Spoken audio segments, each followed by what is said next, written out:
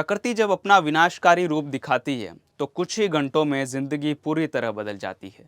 असम इन दिनों ऐसी ही आपदा से जूझ रहा है, जहां बाढ़ ने हजारों परिवारों को बेघर कर दिया है और लाखों लोगों का जीवन प्रभावित हुआ है।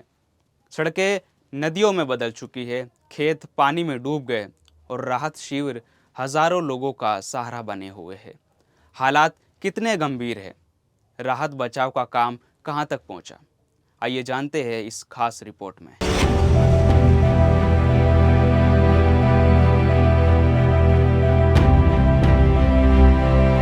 असम में पिछले दिनों हुई भारी बारिश के कारण राज्य के कई हिस्से बाढ़ की चपेट में है।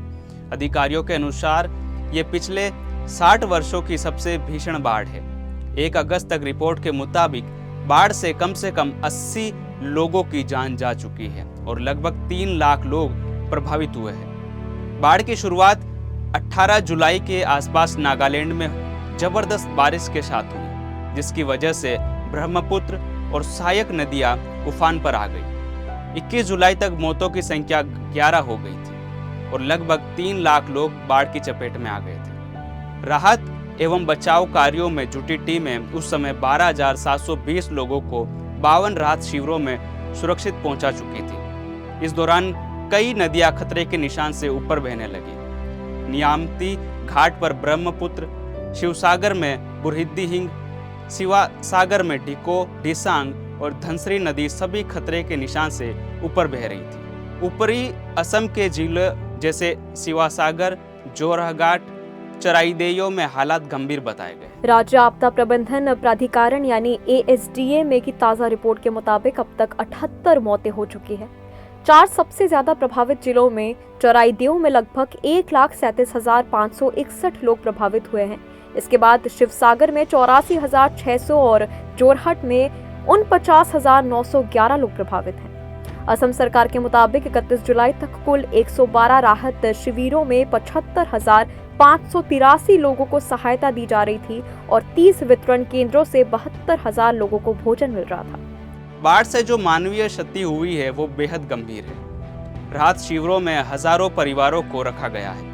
उन्हें तत्काल भोजन, साफ पानी, कंबल और दवाइयों की आवश्यकता है। असम कृषि क्षेत्र में भी भारी क्षति झेल रहा है। लगभग 21,523 हेक्टेयर फसल पानी हो गई और 56,600 हेक्टेयर फसल नष्ट हो गई। इससे किसानों की आमदनी पर गहरा असर पड़ा है। सैकड़ों गांव अभी भी पानी में डूबे हुए हैं। कई पुल और कई सड़कें बह गई है। साथ ही हजारों घर और स्कूल डूब गए हैं। शिवसागर जिले में सिमालगुड़ी के पास रेल पटरी डूबने से ट्रेनों का परिचालन या तो रद्द कर दिया गया है या डाइवर्ट करना पड़ा। सरकार ने राहत के लिए तेज कदम उठाए हैं। मुख्यमंत्री हिमंता बिस्वा शर्मा ने कहा है कि बाढ़ पीड़ित किसी भी परिवार को बिना मदद के नहीं छोड़ा जाएगा। उन्होंने प्रधानमंत्री कार्यालय के साथ मिलकर प्रभावितों के लिए अतिरिक्त पैकेज की मांग की है।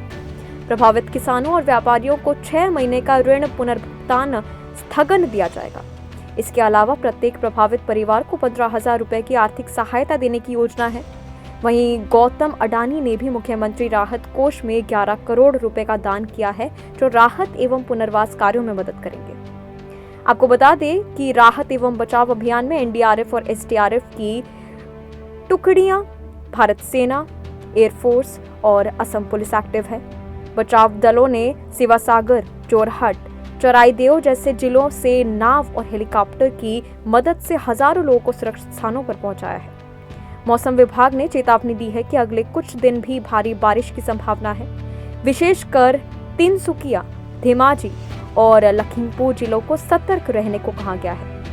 SDMA ने इन जिलों के लोगों को सावधानी बरतने और आवश्यक होने पर ऊंची जगहों पर जाने की सलाह दी है। फिलहाल राहत और बचाव अभियान लगातार जारी है, लेकिन मौसम विभाग की चेतावनी बता रही है कि मुश्किलें अभी पूरी तरह खत्म नहीं हुई है। ऐसे में सरकार के साथ साथ लोगों की भागीदारी भी बेहद जरूरी है, ताकि हर जरूरतमंद तक समय पर मदद पहुंच सके। उम्मीद है कि हालात जल्द सामान्य होंगे और बाढ़ से प्रभावित लाखों लोग फिर से अपनी जिंदगी को नई शुरुआत दे सकेंगे। फिलहाल सबसे बड़ी जरूरत है सतर्कता, सहयोग और मानवता की।